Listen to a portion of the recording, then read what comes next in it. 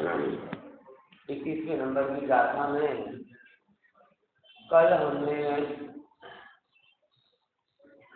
कुछ बातों पर विचार किया था कि ज्ञेय शंकर दोष, निश्चय स्मृति और जितेंद्रिय जिनपना, तीन चीजें आई। कौन कौन सी? ज्ञेय शंकर दोष, निश्चय स्मृति और जितेंद्रिय जिनपना। शंकर दोष को कैसे समझा था कि ज्ञेय और ज्ञायक, जानने में आने योग्य पदार्थ और जानने वाला, ये दोनों परमार्थ से भिन्न भिन्न हैं। ये ज्ञेय में है, ज्ञायक ज्ञायक में छे, बने भिन्न भिन्न छे, पण अज्ञानी शंकर करी नाखे। शंकर એટલે મિશ્ર કરી, એટલે જ્ઞેયોને જ્ઞાયકમાં માની લે અને જ્ઞાયક જ્ઞેયોમાં જતો રહ્યો છે એમ માની, અને એ જ્યાં સુધી રહેશે ત્યાં સુધી પોતાના કે પરમાત્માના યથાર્થ સ્વરૂપની ખબર પડશે નહીં, અને જ્યાં સુધી પોતાના કે પરમાત્માની યથાર્થ સ્વરૂપની ખબર નહીં પડે ત્યાં સુધી એમની નિશ્ચય સ્થિતિ કેવી રીતે થાય? બરાબર? તો જ્ઞેય જ્ઞાયક શંકર દોષનો પરિહાર એટલે શું? જ્ઞેય જ્ઞાયક શંકર દોષનો પરિહાર એટલે શું? બોલે જ્ઞાન જ્ઞાનમાં અને જ્ઞેય જ્ઞેયમાં એમનો પરિહાર। અને જ્યારે બંનેને ભિન્ન ભિન્ન માની લીધું એ થઈ નિશ્ચયની સ્તુતિ। પોતાના કે પરમાત્માના ગુણો સરખા છે એમ જાણીને જે પરમાત્મા પ્રત્યે અહોભાવ પ્રગટ થાય છે એ સાચા અર્થમાં નિશ્ચય નહીંથી સ્તુતિ છે। बराबर है। અને એ જ કહેવાય जितेंद्रिय जिनपणु। ये एक दोष को अपन ने देखा और भगवान ने उस दोष का परिहार कर दिया। देखो समझना, हम ये दोष मानते हैं जन्म के 18 दोष नहीं होते उनको भगवान को। अब 18 दोष में कौन कौन से दोष गिनते हैं? ठीक है, ये भी बहुत सारे होते हैं, क्षुधा, तृषा, पसीना नहीं आना, ये दोष हट गए, वो दोष हट गए।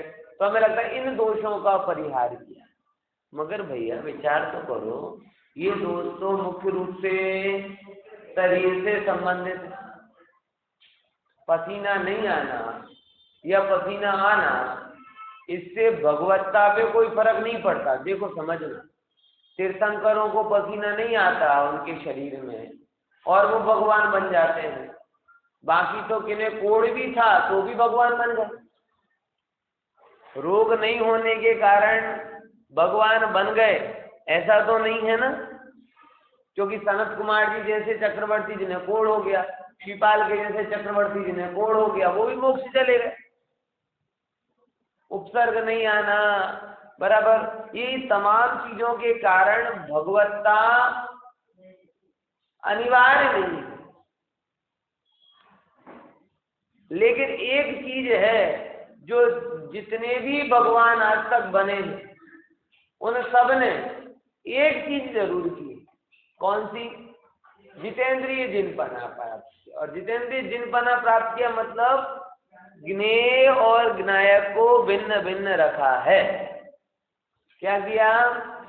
ज्ञेय और ज्ञायक को भिन्न भिन्न रखा, और ऐसी ज्ञेय ज्ञायक की भिन्नता से ही जितेंद्रियपना प्रकट होता है। और वो तीर्थंकर भगवान में भी होता है, सामान्य केवली में भी होता है, उपसर्ग केवलियों में भी होता है, बाहुबली में भी होगा, आदिनाथ में भी होगा, भरत में भी होगा, और जिनके नाम नहीं जानते उनमें भी होगा। नमो अरहंताड़म नमो लोहितौ अरिहंताड़म, सब लोग के अरंत जितने भी हैं उन्होंने जितेंद्रियपना प्रकट किया। और कैसे जितेंद्रियपना प्रकट किया? ज्ञेय और ज्ञेय इन चीज इनको भिन्न भिन्न रख। बात समझ में आई कि नहीं? इसीलिए कल भी मैंने बताया था, लोगों की जितेंद्रिय के नाम पे बड़ी भिन्न व्याख्या है। उन्होंने जितेंद्रिय इंद्रिय विजेता किसको कहा? जो शरीर सुखा दे, बराबर, शरीर क्या कर दे? सुखा दे, उसे उन्होंने क्या कहा? इंद्रिय विजेता, इंद्रजीत। लेकिन भाई शरीर को पोषित करना और शरीर को सुखाना ये दोनों कर्तृत्व के ही दो चिन्ह हैं। फिर से क्या बोला? एक भोग उपभोग के द्वारा पुष्ट करना चाहता है और दूसरा भोग उपभोग को छोड़कर सुखाना चाहता है। एक सुंदर दिखकर प्रतिष्ठा को प्राप्त होना चाहता है और एक सुखाकर महातपस्वी की उपाधि लेना चाहता है। समझ में आए कि नहीं? मैं एक बार मेरे मित्र के साथ में यहाँ गया था, गिरनार गया था। वो मित्र श्वेतांबर था, तो एक साधु के पास गया, उनका नाम शायद आप जानते होंगे, बहुत समय से गिरनार पर है और पूरे में ख्याति इस रूप में है कि बरसों से आंडील कर करके रोज गिरनार की यात्रा करते हैं, रोज गिरनार की यात्रा करते हैं। अब वो मित्र गया किसके लिए था? उसको उनको एक इंजेक्शन देने के लिए। किसके लिए? इंजेक्शन, एलोपैथी वाला इंजेक्शन। मैंने क्यों? बोले महाराज साहब रोज ये एम्बिल करते ना तो उनकी आंखों में दोष आ गया है, तो आंखों में दोष आ गया है, तो उस दोष को दूर करने के लिए कंपलसरी उन्हें इंजेक्शन लेना पड़ता। मैंने क्यों आया? बोले रोज एम्बिल करते इसलिए न्यूट्रिशियंस की कमी हो गई। तो मैंने कहा भाई कुदरती रूप से न्यूट्रिशियंस ले लेते तो ज्यादा बढ़िया। कुदरती सब्जी या जो भी है, अवश्य सब्जी भी अगर वो लेते तो एक वनस्पति का दोष लगता है ना। अभी एलोपैथी का इंजेक्शन ये तो किसी भी रूप में स्वीकृत नहीं, लेकिन वो जो भाव है ना किसका? प्रसिद्धि का, कि भाई अब इतने समय से प्रसिद्धि हो गई किसकी? आम बेल करके रोज करते, तो वो आम बेल का यश लेने के लिए वो अवक्ष का सेवन है। या तो फिर शरीर की ऐसी अवस्था कर दो, कुछ भी हो हमें फर्क नहीं पड़ता, तो इतना भी मोह नहीं छूटा। शरीर प्रॉब्लम करे तो प्रॉब्लम होती, तो फिर कुदरती रूप छोड़ देते। अब ये अलग प्रकार का कर्तृत्व हो गया। जगत में ऐसे फोटो बताने के लिए, जगत में प्रसिद्धि के लिए हम सुखा रहे, न महातपस्वी न महातपस्वी न भीष्म तपस्वी, शरीर अंदर घुसा जा रहा है आत्मस्थित। मतलब देखो, समझो जरा, शरीर को सुखाना कभी भी आप समझो, जैन धर्म में तप को अनिवार्य नहीं कहा, संयम को अनिवार्य कहा। दो बातों को समझो। ये आचार्यों को पहले से ही पता है कि तप अनिवार्य नहीं है, संयम अनिवार्य। लेकिन आज समाज में तप मतलब क्या और संयम मतलब क्या है वो थोड़ा समझ लो। जो कभी कभी किया जाए वो कहलाता है तप, और जो नित्य किया जाए वो कहलाता है संयम। ये नियम है, बराबर। और आचार्यों ने तप को ऑप्शनल कहा, कोई तुम्हारा सहनन हो, स्थिरता रहती हो, बराबर, तो तप करो। लेकिन अगर नहीं रहती है, सहनन नहीं है, कमी आ जाती है, और कमी आती है शरीर में नहीं परिणामों में, और उस कमी को दूर करने के लिए तुम उल्टे पुल्टे उपाय करते हो, इससे बढ़िया तुम संयम पूर्वक मर्यादित जीवन जियो। लेकिन समस्या क्या होगी पता है? हमने तप को महिमा मंडित कर दिया और संयम को साधारण खाता बना दिया।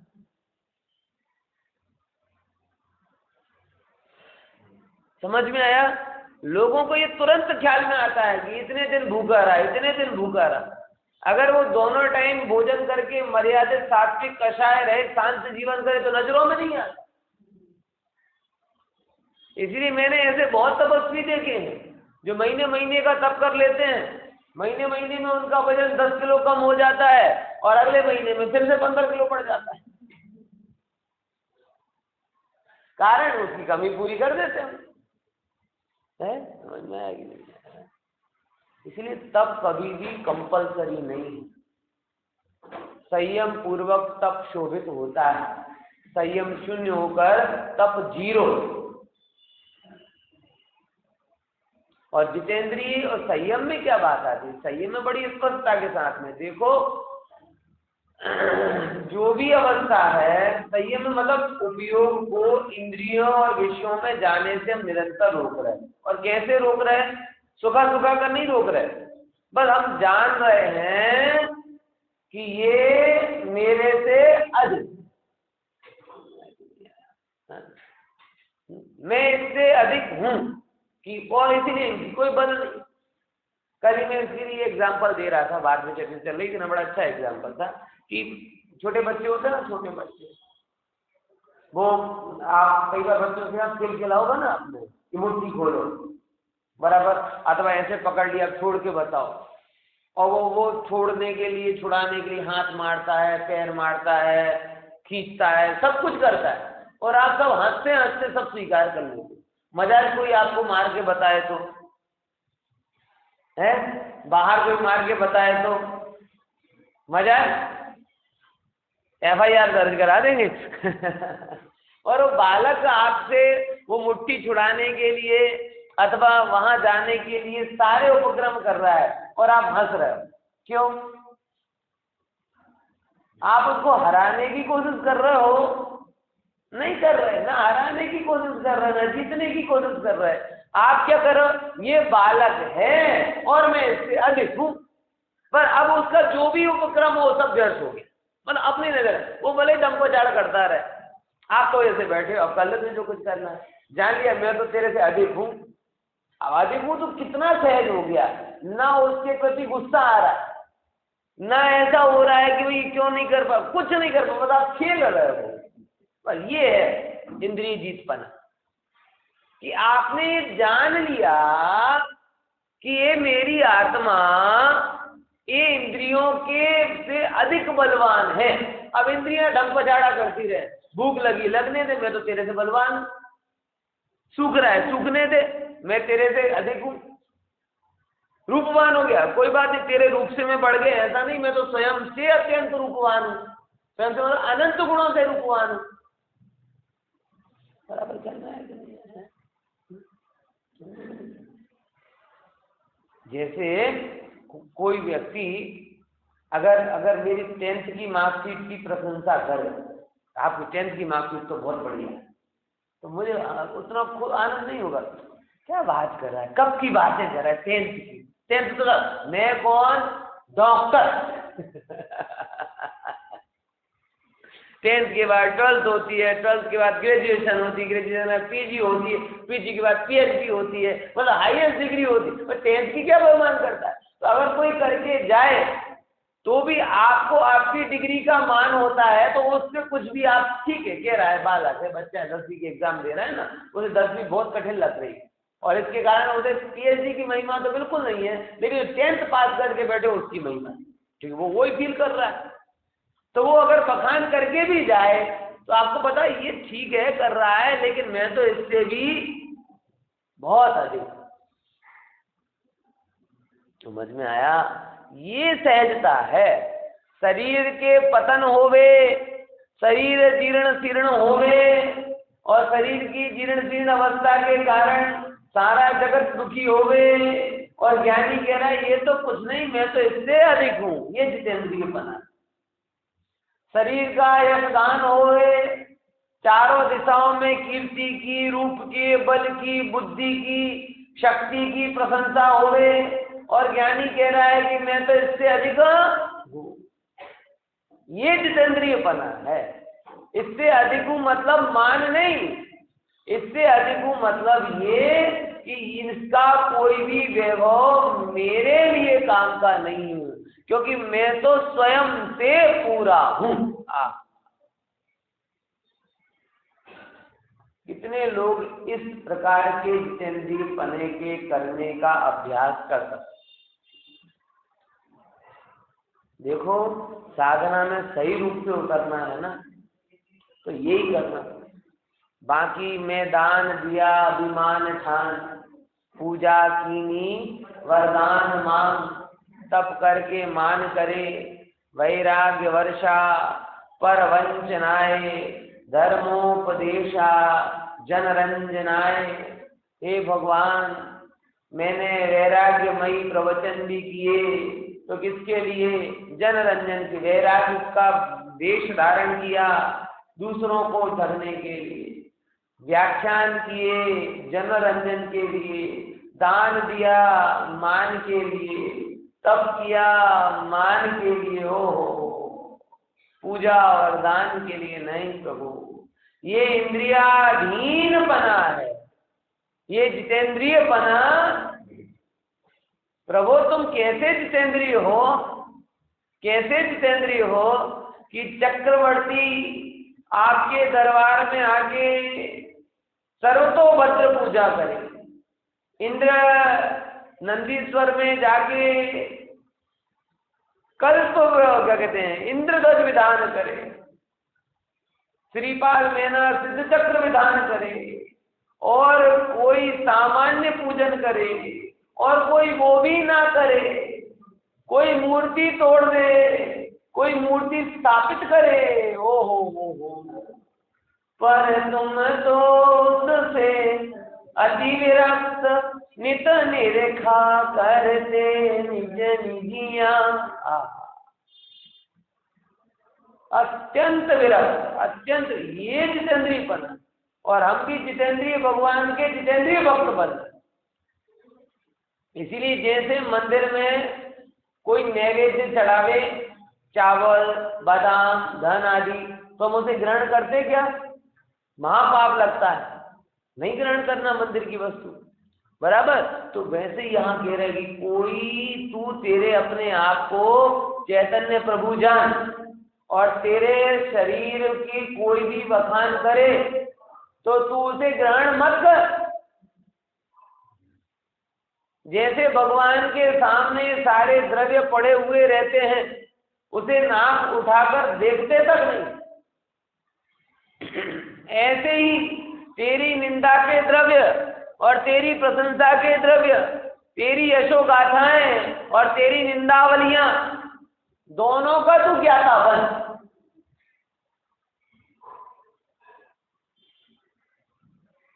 समझ में आया? तब कहलाएगी जितेंद्रिय पने की स्वीकृति।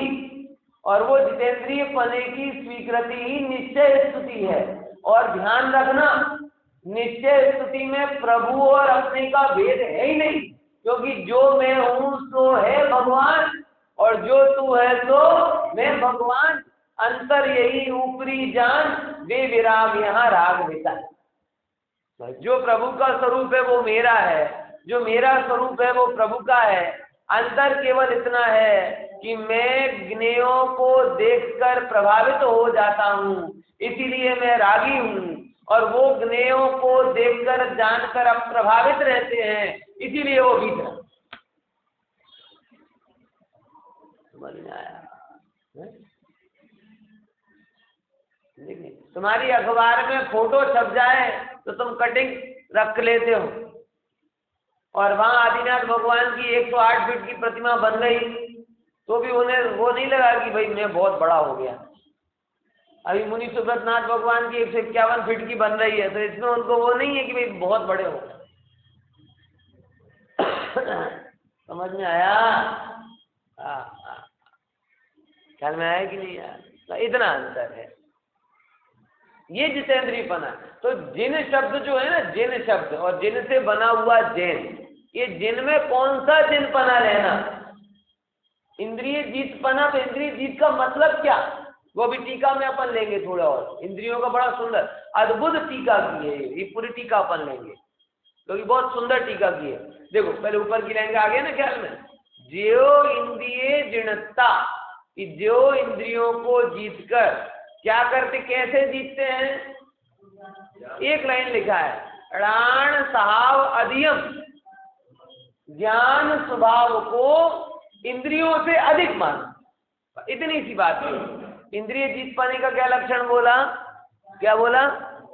ज्ञान स्वभाव को अधियम, मतलब अधिक मानते हैं। किससे? इंद्रियों।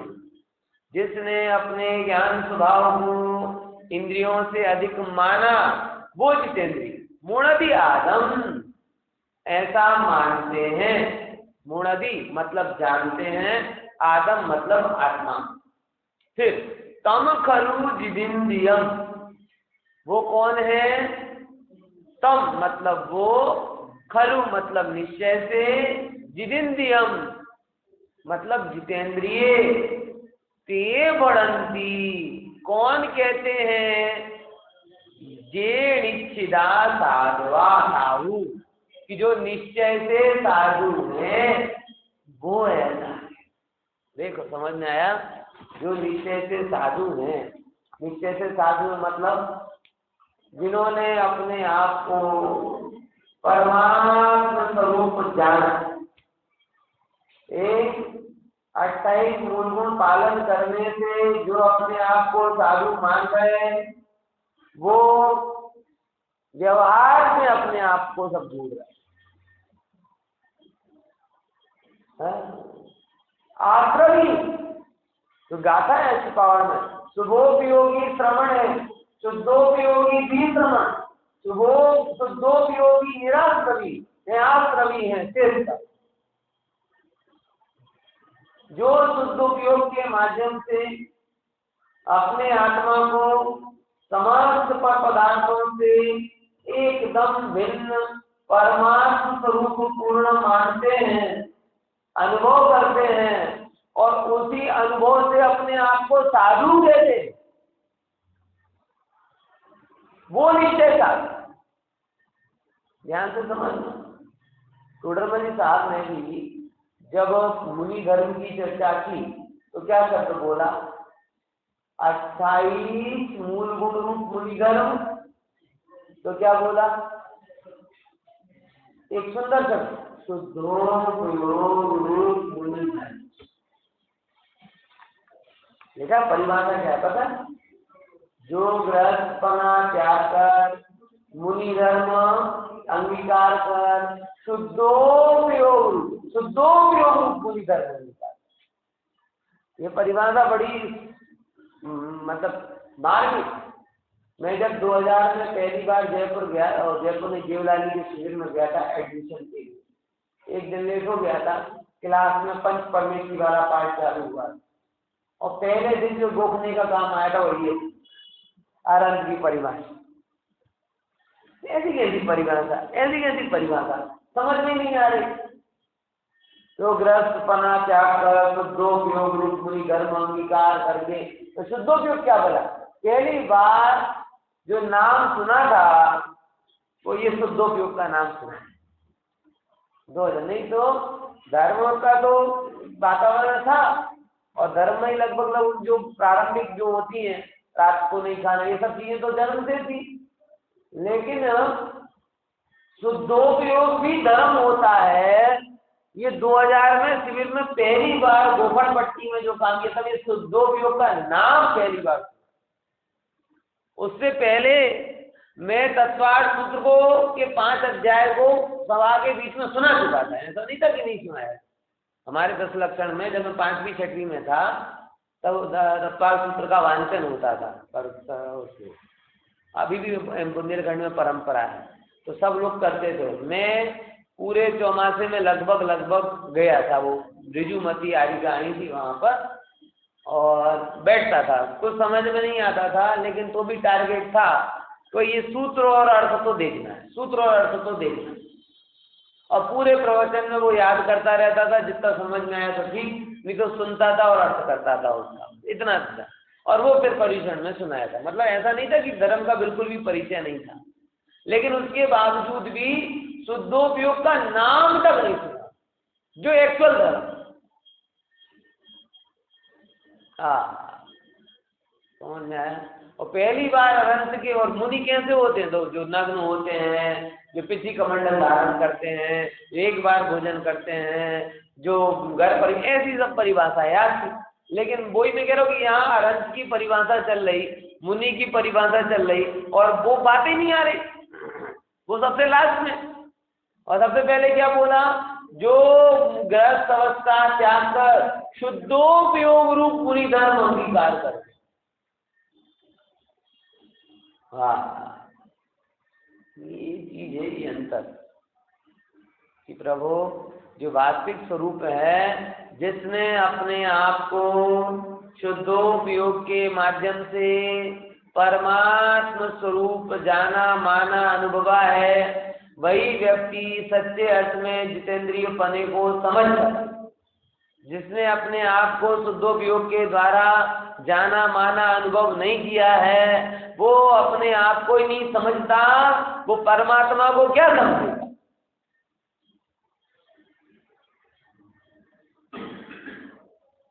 समझ में आया?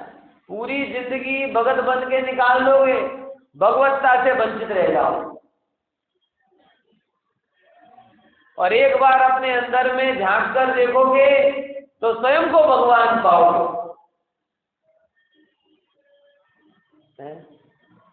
देखा जब अपने अंतर में कुछ और नहीं भगवान में, पर्याय भले ही पामरे हो, अंतर से प्रभुतावान में।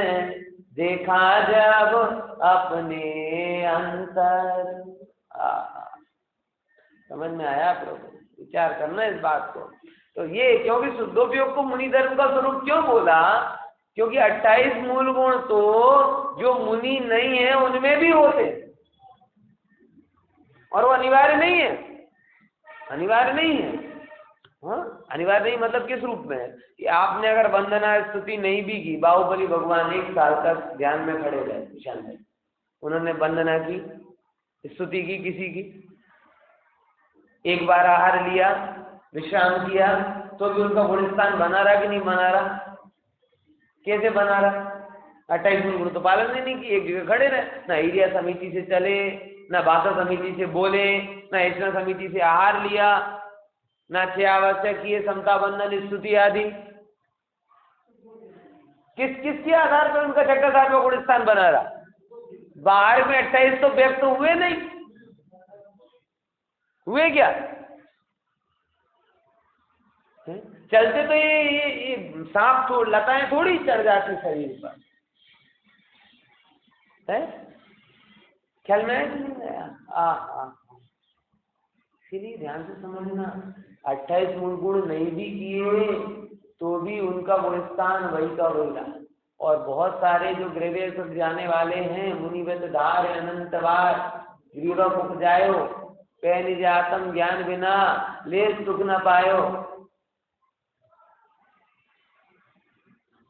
वो 28 मूल गुण पालन कर रहे तो भी गुणस्थान कौन सा? प्रथम ही हो सकता है। इससे सिद्ध होता है कि 28 मूल गुण मात्र से मुनिपना नहीं होता। तो शुद्धोपयोग से होता है, बोले मात्र शुद्धोपयोग से भी नहीं होता, हर अंतर्मूर्त में होने वाले शुद्धोपयोग से। जो हर अंतर्मूर्त में अपने आप को चिदानंद चैतन्य प्रभु अनुभवते हैं, उनको ये प्रभु की प्रभुता ख्याल में आती है। जिनको अपनी प्रभुता ख्याल में आई, उन्हें प्रभु की प्रभुता ख्याल में आई। अपने को पामर जाने और प्रभु को प्रभु जाने, ये होता ही। अपने को पामर जानकर जो प्रभु को प्रभु मान रहा है, वो व्यवहार संयोग से मान रहा है, और अपने को प्रभु जानकर जो प्रभु को प्रभु मान रहा है, वो आत्मबल से मान रहा है, वो निश्चय स्तुति कर रहा है। बात समझ में आ रही कि नहीं आ रही? अपने को पामर माने और प्रभु को प्रभु माने तो तू प्रभु को जाने ही नहीं। तू किस आधार पर पामर और प्रभु किस आधार पर प्रभु है? ये दोनों में व्यवहार का आधार है। क्योंकि व्यवहार के आधार से हम क्या लगता है, हम बूढ़े, हम रोगी, हम स्त्री, हम निर्धन, हम ऐसे, हम वैसे। तुमने अपने आप को व्यवहार से देखा, और भगवान कैसे देखे? परमौदारिक शरीर वाले, दिव्य रूप वाले, पवित्र शरीर वाले, ये वो, तो तुमने अपने को व्यवहार से माना, उनको व्यवहार से माना, तो अंतर दिखाई दिया। अपने को निश्चय से देखो और प्रभु को निश्चय से देखो तो अंतर नहीं दिखाई देगा।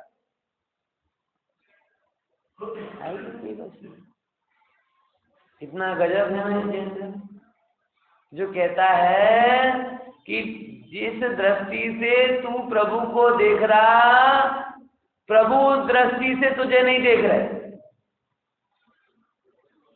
क्या बोला?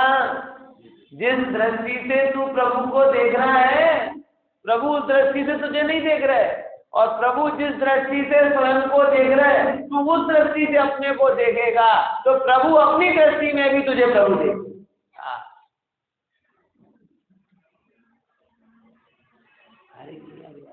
क्या क्या क्या कह रहा है, बड़ा गूंचवण वाला हो गया क्या?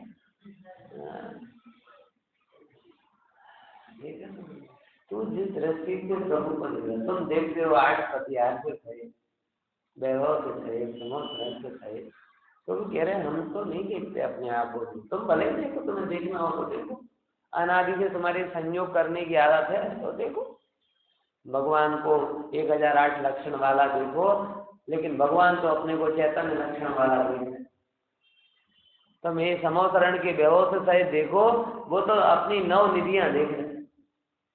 तुम गणधर वणधर संबंधी देखो, वो तो अपने आप को असंग भाव देख रहे।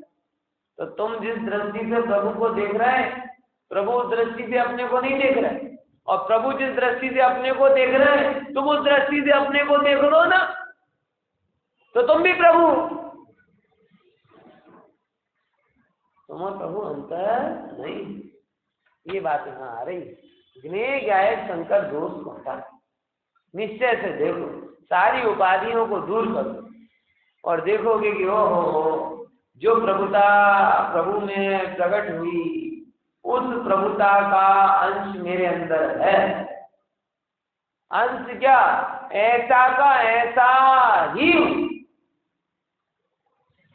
ऐसा ही प्रभु मैं भी हूँ, यही स्वरूप मेरा है। ऐसा देखना यार, भगवान को देखकर भी याद आना चाहिए, ऐसा ही प्रभु मैं भी हूँ, यही स्वरूप तू मेरा। सब मेरा भी ऐसे स्वरूप, ऐसे मैं देख रहा हूँ अपने आप।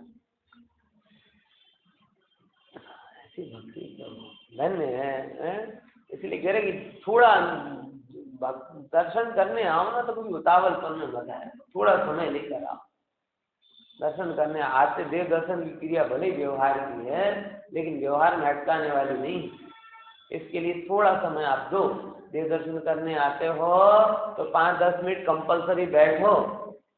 बहुत सारे लोग तो मंदिर कब जाते हैं? 10 काम लेकर मंदिर जाते, वहां जा रहे हैं, वहां बैंक में चेक भर देंगे, वहां बच्चे को टिफिन दे देंगे, वहीं से ऑफिस चले जाएंगे, वहां से काम कर लाएंगे, और साथ में मतलब दर्शन मतलब ने टिक करना जैसा लगता है। क्या कर दिया? रोज का काम होता है ना, मैंने टिक कर दी, आज का दर्शन पूरा। नहीं, ऐसी उतावल नहीं कभी भी, कितना भी। एक तो देव दर्शन का कार्य पैरेलल मत करो, पैरेलल किसी के साथ नहीं करो, सेपरेट यही काम, इसके ही लिए निकलना है और यही करना है, और इसके अलावा कुछ नहीं करना। समझ में? हाँ। और जब भी दर्शन करने आओ तो प्रभु की प्रभुता को देखकर अपनी प्रभुता का स्मरण जरूर करो। अपनी प्रभुता के स्मरण के बिना प्रभु की प्रभुता का स्मरण ही नहीं होता, ये समझ लो तुम। क्योंकि वो व्यवहार की दृष्टि रहेगी, वो भेद दिखाई देगा, और भेद दिखाई दिया तो अपने को संयोग से देखा, प्रभु को संयोग से देखा। वो भेद को खत्म करने के लिए क्या करो कि जिस दृष्टि से प्रभु अपने आप को देख रहे हैं, वैसी दृष्टि से तुम भी अपने आप को देखो।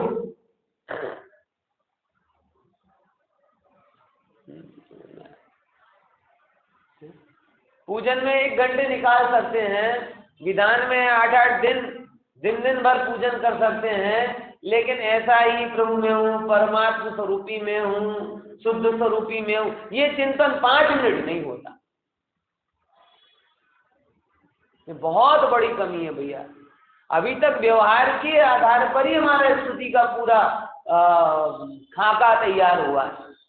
मतलब जो व्यवहार में की बातें सुनते पढ़ते हैं वो तो कर ही रहे, लेकिन जो समय सार भी सुनते हैं वो भी समय स्वरूपी आत्मा के रस को नहीं जानते।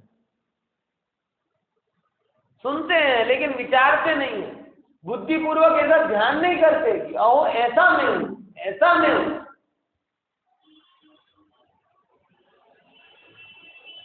इससे पता चलता है कि व्यवहार की पकड़ कितनी, समझ में आया? भेद भेद भेद, भगवान ऐसे हैं, भगवान वैसे हैं। ऐसे में सिलवानी में एक बार प्रवचन कर रहा था, दिवाली का टाइम था, महावीर भगवान की चर्चा की। तो महावीर भगवान की चर्चा में मैंने एक बात कही, देखो ऐसा विचार करना कि जिस जगह पर मैं घूमता हूँ ना, उसी जगह पर भगवान विचरण करते थे। जो अन्न मैं खाता हूँ वही अन्न भगवान ने किया है, जो कपड़े मैं पहनता हूँ वो भगवान ने पहने थे। तो एक 10वीं प्रतिमा धारे ब्रह्मचारी जी थे, वो तुरंत खड़े हो गए, ऐसा कैसे कह दिया आपने? मैं क्यों साहब? बोले अरे भगवान का विहार तो स्वर्ण कमल पर होता था, भगवान तो देव कपड़े लेकर आते थे, भगवान का अन्य भोग आते थे। मतलब उन्हें अंतर इतना ज्यादा दिमाग में घुसा है कि प्रभु और मैं एक हूँ, ये ख्याल में नहीं आता। उनको समझाया कि बहुत देर तक समझने के बाद बात को समझे। 10वीं प्रतिमाधारी से तो बात थोड़ी गरम गरम सी भी हो गई, उनको प्रतिमा का मान था समझ में आया, लेकिन कभी ऐसा सुना ही नहीं। मैंने कहा कि मैंने फिर उनको यही बोला, मैंने कहा कि भगवान और अपनी अंतरता को देखकर प्रभुता प्रकट होगी कि जैसा इसने किया है वैसा मैं कर सकता हूं, ये जानकर वो आत्मविश्वास जागर। आपको भगवान बनना है कि भक्त बनना है, मुझे इतना बता। अगर भक्त ही बनना है जिंदगी भर तो अंतर को देखते रहो, अपना काम नहीं, अपना काम तो जलम निर्पामती स्वाहा, गम निर्पामती स्वाहा, मार्गम निर्पामती स्वाहा। लेकिन अगर भगवान बनना है तो समानता देखनी पड़ेगी, और वो समानता व्यवहार के कारण नहीं होगी, कभी ध्यान में रखना। अगर आप ये देखोगे कि भगवान के कपड़े और भगवान के अन्य गृहस्थ अवस्था में देव लेकर आते थे, हमारे तो अब क्या करें, रेमंड कहीं पहनना पड़ता है। ख्याल में आया कि नहीं आया? तो तुम रह गए, भले ही देव लाए, चाहे घर से बना हो, लेकिन है तो अन्न ना, है तो वस्त्र ना। तो ऐसा क्या था कि जो अन्न वस्त्र खाना पीना हवा ऑक्सीजन वगैरह लेके वो भगवान बन गए और हम रह गए? किसका जोर आना चाहिए? और एक अंतर देखोगे तो फिर मैंने दूसरा अंतर भी उनको बताया। मैंने चलो आपको महावीर भगवान में समझ में नहीं आता ना, जब सम्यक दर्शन प्राप्त किया था तब क्या था। अब देखो आप अन्य के रहे देव लाए थे, वहां तो मांस का टुकड़ा था, वस्त्र थे वहां वस्त्र पहने ही नहीं, व्रत भी नहीं था, प्रतिमा भी नहीं थी, कुछ भी नहीं था, दांतों से लहू टपक रहा था, लेकिन तो भी सम्यक दर्शन किया। लास्ट में कन्विंस हो गए थे, लेकिन बहुत वो पूरा व्याख्यान का विषय बदल। मुझे बताना था भगवान कैसे बना जाता, और पूरा व्याख्यान इस पर हुआ कि भगवान जैसा मैं हूं।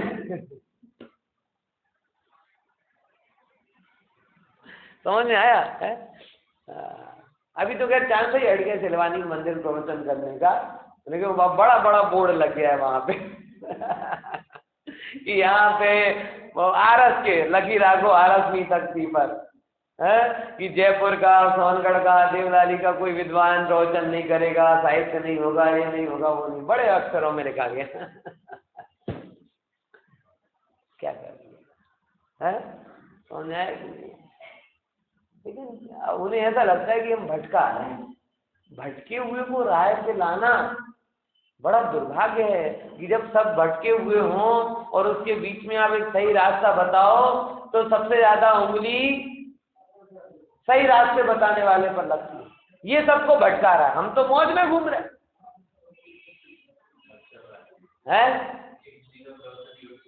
हाँ वो बाद में करेंगे। हाँ नक्सलाइट नहीं क्या क्या। अरे प्रभु ये भगवान की बात है, कुंद आचार्य देव की गाथा है, हम कहाँ अपना बोल रहे हैं। कौन मुनि, कौन जितेंद्रिय, ये धर्म है, धर्म का मर्म है। अब कह दो ये गाथा कुंद आचार्य देव ने नहीं लिखी, कह दो कि एक दोस्त शंकर दोस्त की चर्चा अमृतचंद्र आचार्य ने नहीं की है? है कि नहीं है? अरे प्रभु असमानता असमानता असमानता, भक्त और भगवान का अंतर, भक्त भगवान का अंतर, ये अंतर इतना हावी हो गया कि भक्त सोचने ही भूल गया कि मैं भगवान बन सकता हूं। और भगवान अपने एक भी भक्त को भगवान से कम नहीं देख रहे, और ये भक्त है कि भगवान की सुन ही नहीं रहा, वो अपने आप को भक्त से ज्यादा नहीं देख रहा।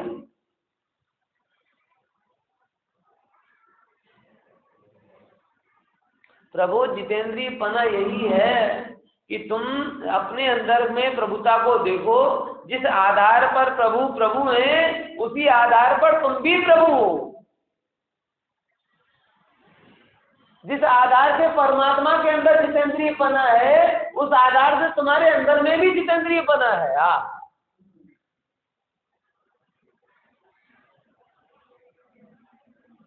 ज्ञेय क्या है? संकर दोष जब तक रहेगा तब तक तुम परमात्मा को समझ ही नहीं पाओगे, और जब तक अपनी आत्मा को नहीं समझे तब तक परमात्मा को नहीं समझ पाओगे, और जब अपनी आत्मा को समझ जाओगे तो आत्मा के जैसा ही परमात्मा है ये ख्याल में आएगा, तब परमात्मा बनने का मार्ग ख्याल समझ में आएगी। नहीं इसीलिए शांति से जब भी देव दर्शन करने आओ समय लेकर। मासूमियत में जो बच्चे प्रश्न करते बड़े अच्छे होते। एक बार हिंगोली गया था, मुझे सबसे मासूम प्रश्न लगा आज तक बच्चों का। वो कहता है कि पंडित जी मुझे बात समझ में नहीं आती, हाँ कि जब हम दर्शन करने जाते तो भगवान को देखने जाते फिर आंखें बंद क्यों कर लेते? बात उसने सही थी, आंखें बंद सब करते। अब जिसको निश्चय का ज्ञान है वो भी कर रहा, और जिसे निश्चय का ज्ञान नहीं है वो भी खाली खाली निमुरिंताड़म करके आंखें तो बंद करे है। लेकिन उस बच्चे ने इस बात को नोटिस किया, और नोटिस करने पर मुझे लगा कि यार बात तो बड़ी गजब है, यानी परंपरा कितनी सुंदर है हमारी कि व्यवहार वालों हो चाहे निश्चय के जानने वाले हो, कोई भी हो, सबके लिए बोला कि प्रभु जिन दर्शन करे आंख खुली जिन दर्शन के लिए, और आंख बंद निर्दर्शन। खुली आंख से चर्म चक्षुओं से भगवान को भगवान रूप देखना, और जब आंख बंद हो तो ज्ञान चक्षु से अपने आप को भगवान रूप देखना। और जिन और निज शब्द में भी कितनी समानता है, सेम अक्षर सेम मात्रा बस क्रम परिवर्तन। जिन और निज, जा छुट्टी की मात्रा और ना छुट्टी की मात्रा और जा। ख्याल में आया कि नहीं है? इसीलिए प्रभु विचार में है ना, जितेंद्रिय जिन प्रकट करना। देव दर्शन की सही विधि तब आएगी कि जब देव दर्शन के साथ साथ अहो ऐसी प्रभुता का धनी मैं प्रभु अभी हूँ, होऊंगा नहीं अभी हूँ। स्वभाव का बल आएगा, ज्ञेयों का रस क्षीण हो जाएगा। स्वभाव का बल आए बिना, यही तो बोला है ना, अधियम। क्या शब्द बोला? अधियम। मैं अधिक हूं। अधिक हूं मतलब मान के लिए नहीं, अधिक हूं मतलब इतना अधिक हूं, इतना पूरा हूं कि मतलब अब कोई बात हो ही नहीं सकती। वो सारी बातें हट गई, मामा के आगे ममियारी की बात नहीं करते, समझे कि नहीं समझे? मामा हो जहाँ का, अब तुम बोलोगे ऐसा, अरे भाई वो वहीं के हैं, उनके सामने तुम क्या बात करोगे? ऐसे सारे गिने कह रहे हैं ऐसा है वैसा है, क्या कह रहे हैं, अरे मैं तुम सबसे अधिक हूँ, इतना समझ। अधिक हूँ मतलब मैं ये नहीं, वो तुम कुछ भी करो, इंद्रियां बढ़ बढ़ के वज्र सब नाराज सेनन समचतुरक संस्थान रूप हो जाए तो भी मैं अधिक हूँ। चक्षु इंद्री की शक्ति ऐसी बढ़ जाए कि जैसे भरत चक्रवर्ती घर पे बैठे बैठे उत्तरायण के दिन नहीं कर लेते सूर्य के अकृत्रिम विमान के दर्शन, ऐसी इंद्री की सामर्थ्य बढ़ जाए, वो तो बड़ी तब दिखी लेकिन ज्ञान स्वभाव तो तब भी अधिक। समझ में आ रहा कि नहीं आ रहा? ज्ञान स्वभाव तो जगत के सबसे अधिक सामर्थ्य किसकी? बोले चक्रवर्ती की, चक्षु, अरे वही सब व्यवहार का सब निश्चय से तो अभी भी आत्मा की सामर्थ्य पांचों इंद्रियों से अधिक। हम लोगों को इंद्रियों की इतनी अधीनता है, इंद्रियां नहीं होंगी तो हमारा क्या होगा, ये विचार करते हैं। प्रभु एक बार इंद्रियों से रहित अपने आप को चैतन्य प्रभु जाना होता तो पता चलती कि इंद्रियां तो ज्ञान के प्रवाह को प्रकट नहीं करती, ये तो इंद्रियां तो ज्ञान के प्रवाह को रोकती, असीमित ज्ञान को सीमित कर रही। जब इंद्रियां नहीं होंगी तो मेरा असीमित ज्ञान व्यक्त हो। इसीलिए इंद्रियों को संभालते हैं, आत्मा को नहीं संभालते। यही कर रहे हैं। मतलब तुमने क्या किया, इंद्रियों को आत्मा से अधिक जाना। अंतिम बात, बड़ी सुंदर बात है। श्रीमद जी एक बार बच्चों के साथ में गए, बच्चों के बीच में गए, वैसे वो ज्यादा ऐसे नहीं कर ज्यादा उनके आते, लेकिन एक बार ऐसा हुआ कि बच्चों के बीच में गए व्याख्यान के लिए, चर्चा के लिए। तो उन्होंने एक बड़ा सुंदर सा बच्चों को समझाने के लिए दृष्टांत दिया। कौन सा?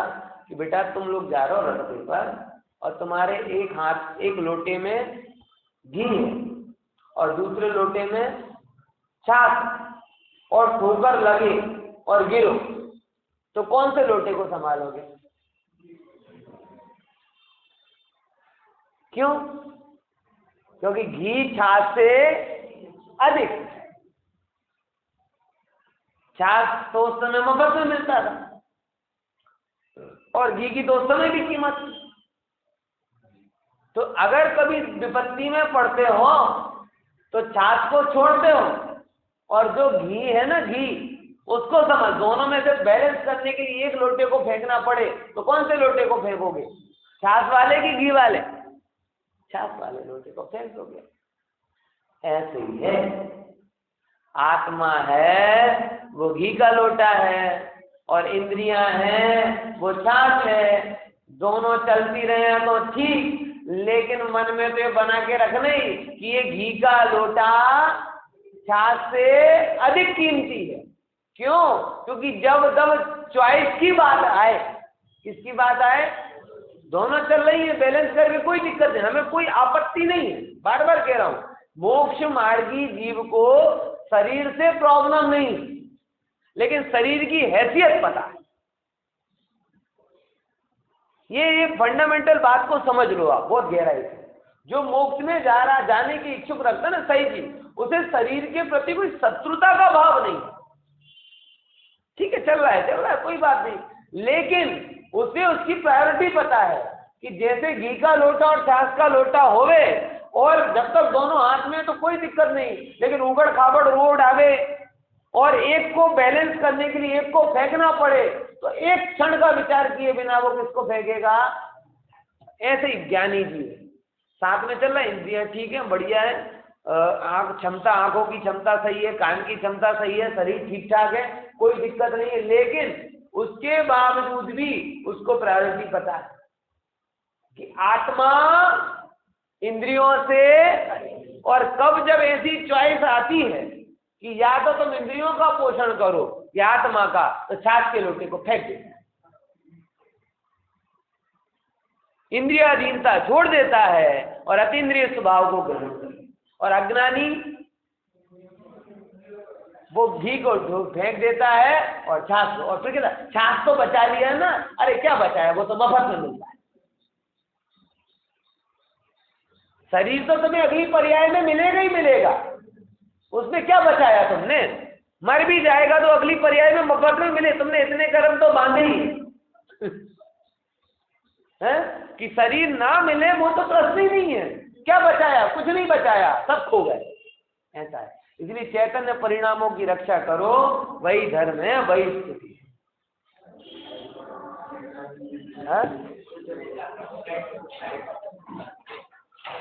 विनाशी हूँ